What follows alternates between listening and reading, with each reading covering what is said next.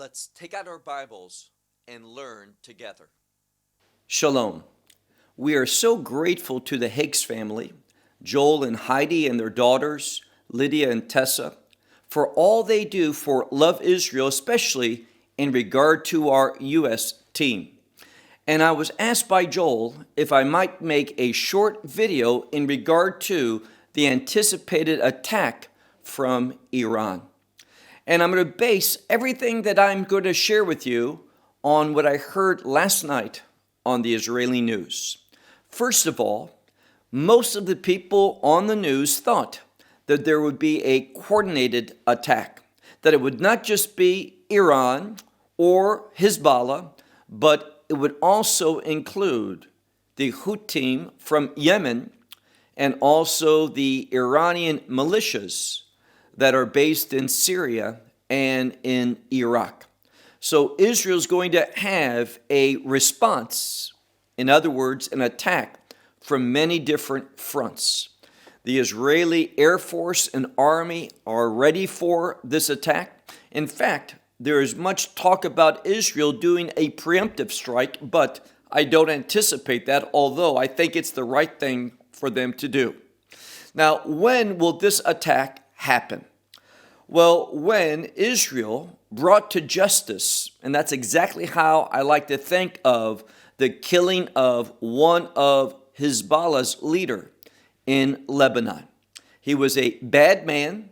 He had blood stained upon his hand from numerous deaths. For example, going back to the early 1980s and that terrible bombing where over 200 Marines lost their life, and I believe altogether over 300 people, he was connected to that. So he's not innocent, he's not a good man, and the United States had a $5 million bounty upon his head. So it was good that he is no longer alive. And likewise, in Tehran, we see that the leader of Hamas, he was put to death there in the heart of Iran under the protection of the Iranian government and their army. So Israel made a bold statement both in Lebanon and also in Iran, taking out these two leaders. And because of that, there is that anticipated response. Now, let me say to you what I heard last night. Tomorrow, this is being recorded on Wednesday, so Thursday, there is a meeting in Qatar about negotiating for two things: an end to the war, that is what Hamas wants, and a release of the hostages, this is what Israel wants. And let me just simply say, from what we're hearing right now, Hamas isn't even going to attend these negotiations. And what Iran said last night was this: they are not going to do any response until after the meeting concludes on Thursday. Now, probably when you're watching that will already have been concluded. But if that meeting doesn't bring an end to the war and the conflict, then Iran has pledged to attack.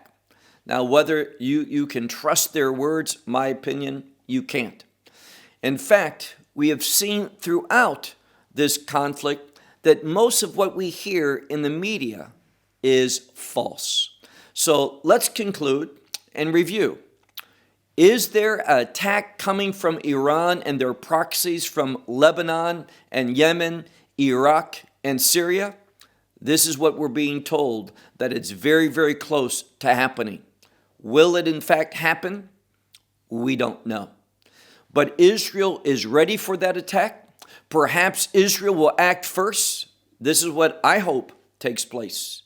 And we're very, very grateful as well for the American assets and other countries as well that have brought war power into this area for the purpose of discouraging Iran, threatening Iran not to do anything, and again, not only Iran, but Hezbollah.